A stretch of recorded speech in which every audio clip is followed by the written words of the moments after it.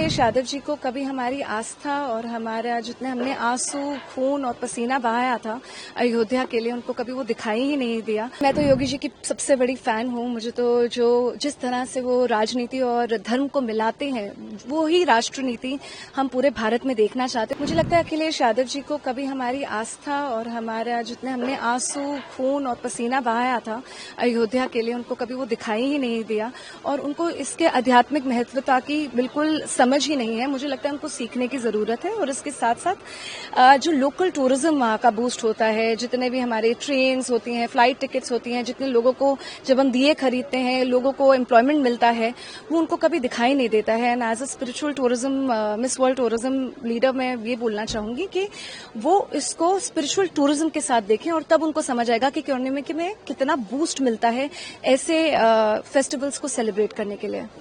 योगी जी जब जाहिर सी बात है माँ सीता की भूमिका आपने निभाई थी, कैसा लगा आपको और योगी जी के बारे में क्या कहेंगे? देखिए, मैं तो योगी जी की सबसे बड़ी फैन हूँ। मुझे तो जो जिस तरह से वो राजनीति और धर्म को मिलाते हैं, वो ही राष्ट्रनीति हम पूरे भारत में देखना चाहते हैं। और मुझे लगता है कि वो जैसे सीएम है वैसे सब सीएम्स को भी करना चाहिए। और मुझे ये भी लगता है कि वो सीएम भाव से नहीं करते हैं, वो ये जो काम करते हैं वो एक सेवक के भाव से करते हैं। और वही सेवा मैंने भी ये महसूस करी।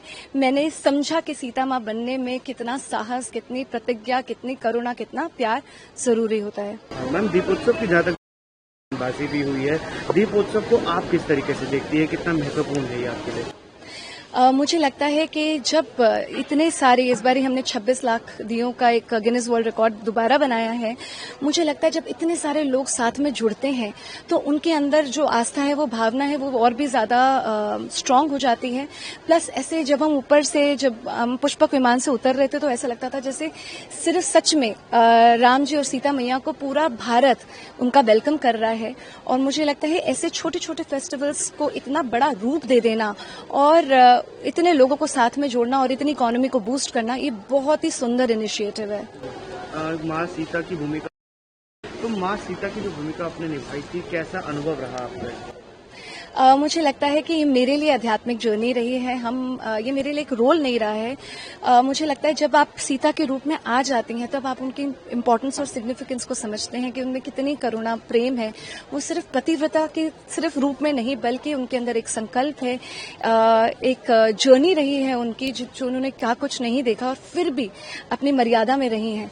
तो मुझे लगता है इन माँ सीता जी से हमें बहुत कुछ सीखने की आवश्यकता है।